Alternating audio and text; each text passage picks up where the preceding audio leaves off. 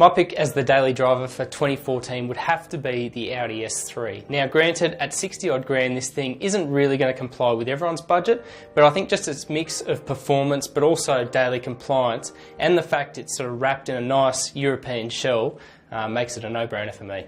My daily driver this year would be the Mercedes-Benz C200. The latest C-Class is so good in base model form that you don't have to go for the options list like you used to. In fact, you don't even need the diesel engine anymore, so it's even better value than ever, and it's going to take the other manufacturers years to catch up with this car. It won our Drive Car of the Year on the strength of its overall refinement, the presentation of its cabin, and the driving dynamics offered by its well-balanced chassis. My daily driver choice is the BMW i3 range extender. Electric cars are becoming increasingly relevant to motorists, and the BMW i3 could be a poster child for the electric car movement. A conversation starter in more ways than one, the i3 is interesting to look at, fun to drive, and quite practical to boot. My daily driver of choice is the Mini Cooper. It's not the fastest or even the best value car launched this year, but with the third generation, Mini has got the formula spot on. The base Cooper is the pick for daily duties with its refined 3-cylinder engine, more compliant ride, and retro style. One of the most amazing cars I've driven this year is the Porsche 911 GT3. This thing is simply the closest you can get to a race car for the road. I didn't actually get a chance to drive it on the road, but I'm sure it would actually meet my expectations because on the racetrack it is absolutely phenomenal. We did about 115 laps at Queensland Raceway and it was as fast at the end of those as it was at the beginning. And for that alone, it is simply staggering. For something special to drive, I've gone for the Bentley Continental GT V8S. I've always liked this big Bentley two-door, but now it has a turbocharged V8. It's less of an enviro nasty and I'll sleep better at night. And that quilted leather, it gets me every time.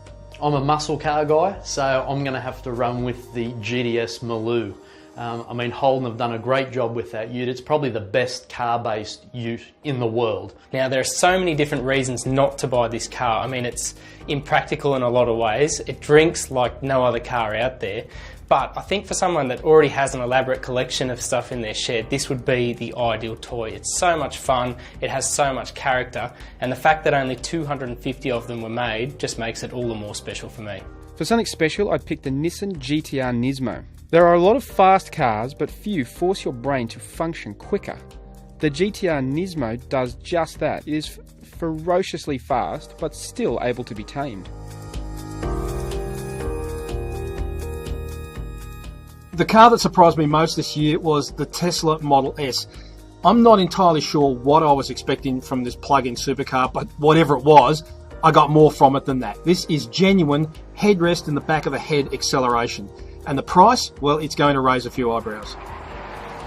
It'd have to be the Mercedes-Benz C-Class. Now, admittedly, something like this was always going to be pretty good. It was a long time coming. But as someone that went to the international launch and drove it for the first time, I was really taken aback by how good it was in terms of refinement, efficiency, power and everything else. And for me, it stands out as the big surprise for this year. That'd probably have to be the 3-cylinder engine in the Mini. Really blown away by that, by the torque and everything it's got and what it's actually like to sit in and drive. Honestly, years ago, I've driven V8s that have got less torque than that engine. So yeah, it was a big surprise. As sad as it is, I reckon the Subaru WRX would have to be my biggest disappointment for this year. We had such high expectations. The concept car we saw last year was brilliant, but when the production version actually lobbed, it really didn't move the game forward the way that we'd hoped. And while it's not a bad thing on the road, it's definitely not the pioneer that it once was. The car that disappointed me most this year was the Honda Odyssey. Look, I've always championed the Odyssey's cause because it was, for a start, smarter than most SUVs, and also it was pretty darn good in its own right. For some reason though, the new one has gone backwards at a great rate. I'm not sure what's going on at Honda, but they need to do better. Oh, I'll have to go with two.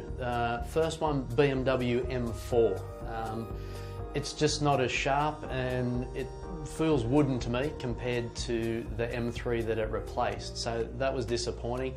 Probably the biggest one was Ford's GTF. For such an iconic muscle car to go out really that lame with just really a bunch of new stickers and some stitching on the seats. I thought that was pretty poor. Yeah, very disappointed in the GTF.